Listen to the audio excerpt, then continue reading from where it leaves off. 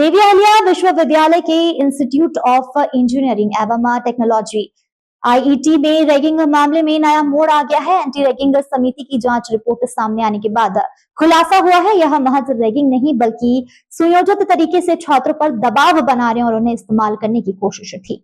Reports के मुताबिक senior छात्रों ने प्रथम वर्ष के स्टूडेंट के साथ न केवल रैगिंग की बल्कि उनके फर्जी सोशल मीडिया अकाउंट बनवाए, नेपाल की तर्ज पर विरोध प्रदर्शन की तैयारी भी करवाई। छात्रों को आदेश दिया गया कि कम से कम 2 फेक ट्विटर अकाउंट बनाएं और सभी सीनियर्स के पोस्ट रीट्वीट करें। इतना ही नहीं, धमकी दी गई कि अगर आदेश नहीं माने गए तो बैच से बाहर कर दिए जाओगे। रिपोर्ट के मुताबिक सीनियर छात्रों ने फर्स्ट ईयर के स्टूडेंट पर दबाव डालकर उनके फेक आईडी बनवाने, सोशल मीडिया पोस्ट वायरल करने, नेपाल में हुए जेनजी स्टाइल प्रोटेस्ट की तर्ज पर विरोध की तैयारी करने को कहा। जांच में सामने आया, शिवसागर रेस्टोरेंट में सीनियर की मीटिंग हुई जहां पर फर्स्ट ईयर के छात्रों से उनके पर्सनल जीमेल के साथ साथ फेक जीमेल और ट्विटर अकाउंट भी खुलवाए गए। इस दौरान सीनियर छात्र अमन पटेल ने फर्स्ट ईयर के विवेक शर्मा से सभी मैसेज डिलीट करवाए ताकि किसी को भनक न लगे। साथ ही सीनियर इंट्रोडक्शन नाम से एक अलग ग्रुप भी बनाया गया जिसमें लगातार दबाव और धमकियां दी जाती थी। रिपोर्ट में जिन छात्रों के नाम सामने आए हैं उनमें अमन पटेल, आदर्श मकवाना, आदित्य शर्मा, सुनील अहिरवार, नमन पांडे, यशस्वी मिश्रा, धवल चौधरी शामिल है। अभी कुछ दिन पहले कुछ छात्रों ने रैगिंग की थी एक छात्र की जो सेंट्रल गवर्नमेंट में उन्होंने एक शिकायत की थी। हमेशा जब भी रैगिंग होती है उसकी एक गाइडलाइन है, उस गाइडलाइन के अनुसार कार्रवाई की गई थी। उसमें कुछ सीनियर बच्चों को फाइन वगैरह किया गया था और हॉस्टल से बाहर किया गया था।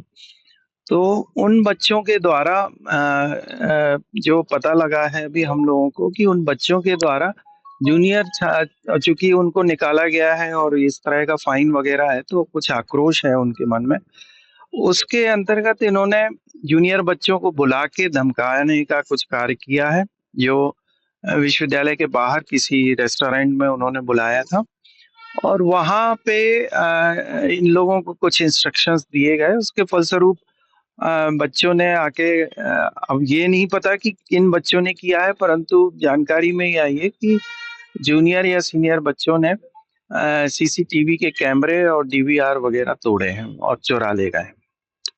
नेपाल की तरह का प्रदर्शन करने की बात की गई थी रिपोर्ट में, ये बात भी सामने रिपोर्ट में ये बात की जरूर गई है, परंतु नेपाल का एंगल इसमें जोड़ा जाना मुझे अभी प्रतीत होता है कि बहुत जल्दबाजी है जब तक कि हम इसकी प्रॉपर जांच ना करें। कमेटी ने अपनी रिपोर्ट में ये बात की है कि छात्रों से कुछ फेक जो आईडीज हैं वो बनवाई गई थी, जहां पर रेस्टोरेंट में बुलाया गया था उनसे अलग अलग आईडीज क्रिएट करवाई गई और उससे कुछ ट्वीट्स जो हैं वो करवाने की उनको बात कही गई थी कि भविष्य में कुछ ट्वीट्स जो हैं उनसे किए जाएं, उससे वायरल किए जाएं। और रिपोर्ट में भी ये लिखा गया है कि जांच में ये पाया गया है कि लोगों से कुछ अकाउंट्स बनवाए गए जीमेल और ट्विटर्स के, परंतु इसका मकसद क्या है ये अभी अज्ञात है। लेकिन जांच रिपोर्ट में ये भी कहा गया है कि जैसा नेपाल में आंदोलन हुआ था जैन जी, उसी की तरह जी उसमें एक आध किसी छात्र ने जैन जी जैसा शब्द का इस्तेमाल किया है। रिपोर्ट में भी उन्होंने इस शब्द का इस्तेमाल किया है, परंतु जैन जी का मुद्दा इसमें यदि संलग्न है या नेपाल वाला मुद्दा संलग्न है तो उसकी विस्तृत जांच आवश्यक है। सर, जो दोषी छात्र हैं, जो सीनियर्स हैं, उन पर आगे क्या कार्रवाई की जा रही है?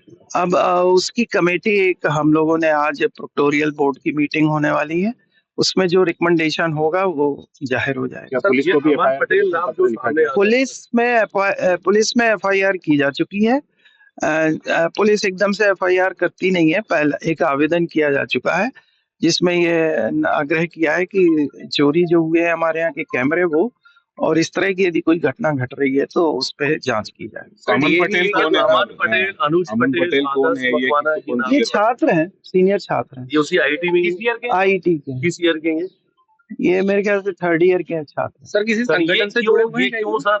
संगठन से जुड़ेगा कुछ ज्ञात नहीं है सर। ये लगभग कितने छात्र जो थे, जो जूनियर्स थे, जो बाहर रेस्टोरेंट तक गए थे और ऐसी कुछ संख्या भी मुझे ऐसे 30-40 तो संख्या ऐसे अंदाजे से पता है, पर एग्जैक्ट संख्या नहीं पता। सर, कितने सीनियर छात्र थे उनकी संख्या? उसमें भी यही 4-5 छात्र जो आप नाम ले रहे हैं, इन्हीं छात्रों का ज्यादा मुख्यतः थे। एफआईआर भी नहीं हुई क्या? जी हाँ सर, क्या कुछ ये बात सामने है कि नामजद अभी एफआईआर नहीं है, पर वो एक इस गतिविधियों के रिलेटेड जो एफआईआर उस समय रैगिंग के एंटी रैगिंग के समय हुई थी, वो हम लोगों को एफआईआर कराना जरूरी है, पर वो पुलिस में रिपोर्ट ही हुई है, उसकी एफआईआर उन्होंने अभी तक दर्ज सर, क्या ये छात्र जो है सीनियर पहले कोई सजा के मिलने के बाद कोई ऐसा कुछ भड़काना चाहते थे विश्वविद्यालय के खिलाफ छात्रों को? प्रतीत तो यही हो रहा है मुझे, क्योंकि हम लोगों ने एंटी रैगिंग कमेटी के माध्यम से जो शुरू में इन लोगों को कुछ को फाइनेंशियल वो दिया है, कुछ को बाहर किया है हॉस्टल से,